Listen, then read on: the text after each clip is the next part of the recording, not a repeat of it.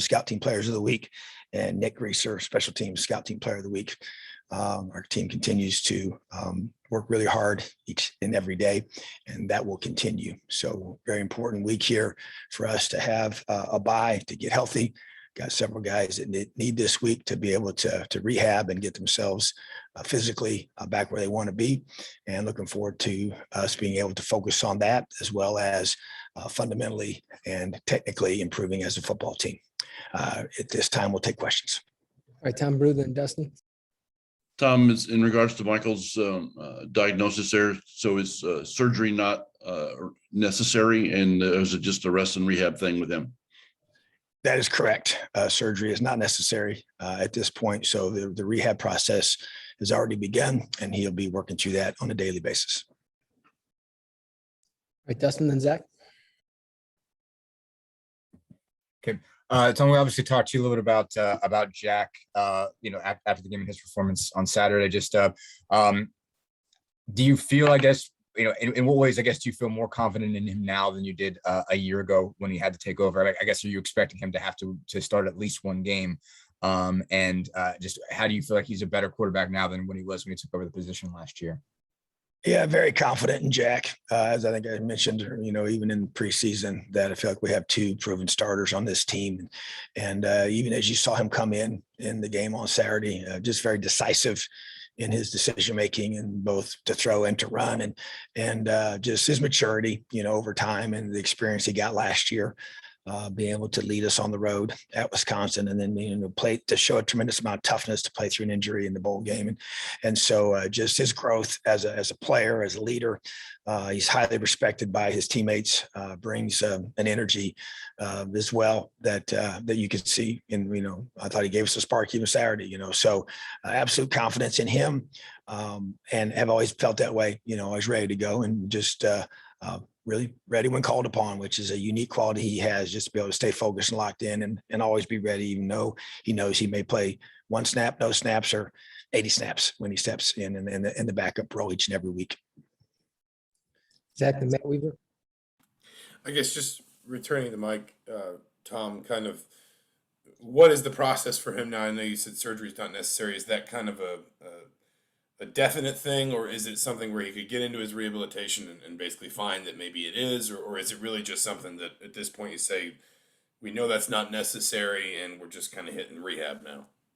Yeah, I don't know that you can just rule that out at this point. I think that they're just being very transparent. There's some unknowns with the rehab process.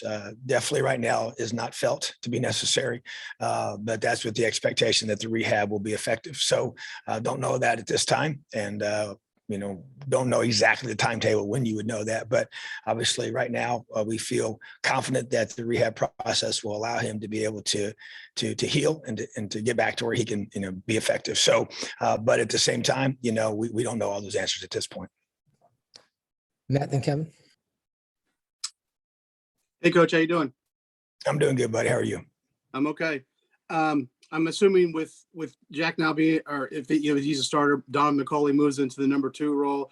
How does that change? Obviously, I'm guessing more snaps in practice, but any chance of him getting in the game? I know I've asked you about this before, but getting him more acclimated, getting him some snaps in the game. No question, and there's no doubt he'll be increasing his role in practice, and he's already been heavily involved, I would say, throughout this whole process, and he's been getting quite a few snaps, and that will increase for sure.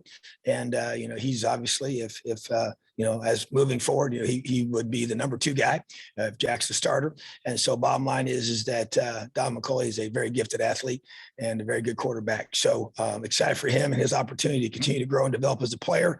I've been very impressed with what I've seen so far in both his attitude, his leadership, as well as his ability to learn our system. So yeah, his role will definitely increase. Kevin Brockway, then Jim Coyle. Yeah, Coach, what more did you and the staff diagnose offensively in the film when you reviewed it on Sunday in terms of some of the issues with regards to the offensive performance? Yeah, to me, we went through and did our normal process, but also very much additional time, with myself and our offensive staff one-on-one, watching every single snap, going through and evaluating our scheme, evaluating our execution, evaluating our techniques. Definitely going to make some adjustments there.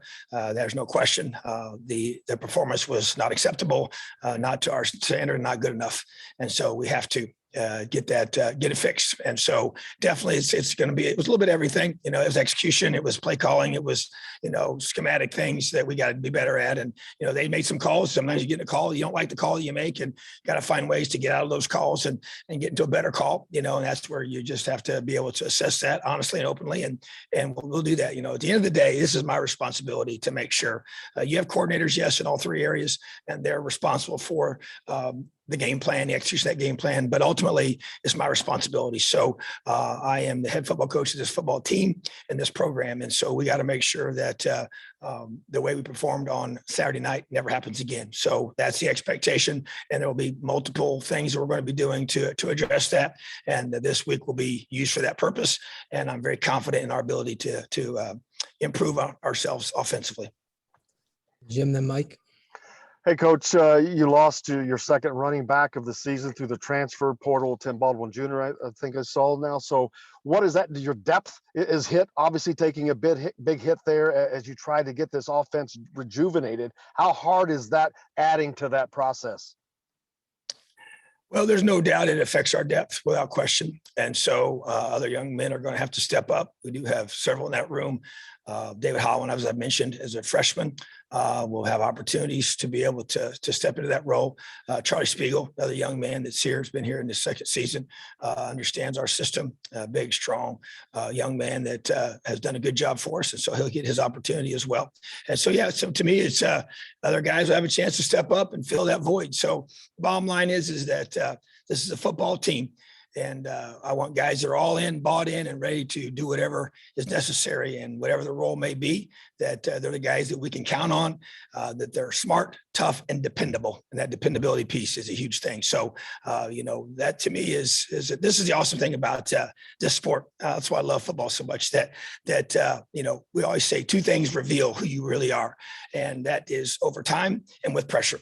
And time and pressure reveal who we are, and they expose things. And so to me, it gives us a chance to really know who our players are and who we can count on. And when things get hard, you want to be able to have guys that that you trust and you can depend on them. So that's what we're figuring out as this process goes through.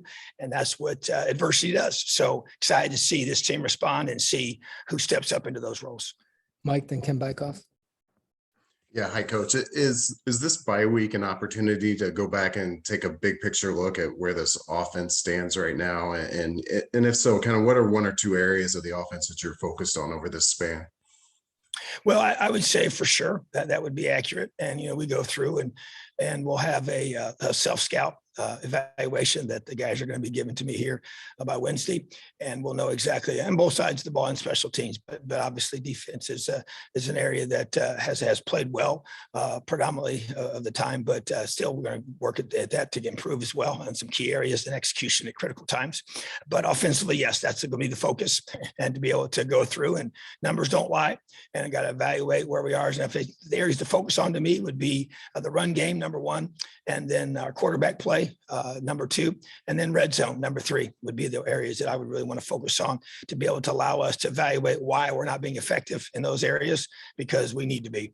And we've shown some glimpses at times, not very many on Saturday night, but you got to look at the whole big picture in all 5 games and evaluate that. So yeah, we'll do a thorough analysis of our offense, where we're at, what we need to address, and how we can get where we need to be. Ken, then Dustin. Coach, can you hear me okay? Yes, sir.